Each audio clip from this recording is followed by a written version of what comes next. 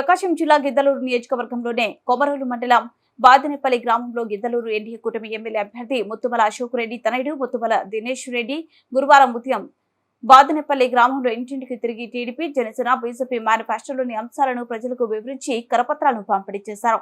మే 13వ తేదీన జరిగే ఎన్నికల్లో గిద్దలూరు అభ్యర్థిగా పోటీ చేసిన ముత్తుమల అశోక్ రెడ్డికి, ఎంపీ అభ్యర్థిగా పోటీ చేసిన మాగుంట శ్రీనివాస్ రెడ్డికి సైకిల్ గుర్తుపై ఓటు వేసి అత్యధిక మెజార్టీతో గెలిపించాలని విజ్ఞప్తి చేశారు. ఈ కార్యక్రమంలో స్థానిక తెలుగుదేశం పార్టీ, జనసేన, బీజేపీ నాయకులు, కార్యకర్తలు, అభిమానులు పాల్గొన్నారు.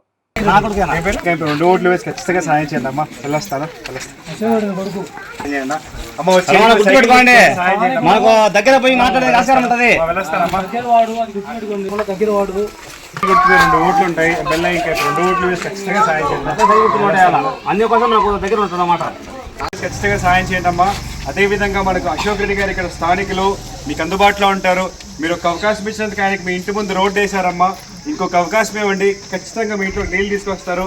దయచేసి ఆయనకి సాయం చేయండి అన్న, మళ్ళీ మీకు సాయం చేస్తారమ్మా. అందరూ సైకిల్ గుర్తు కోటేయండి.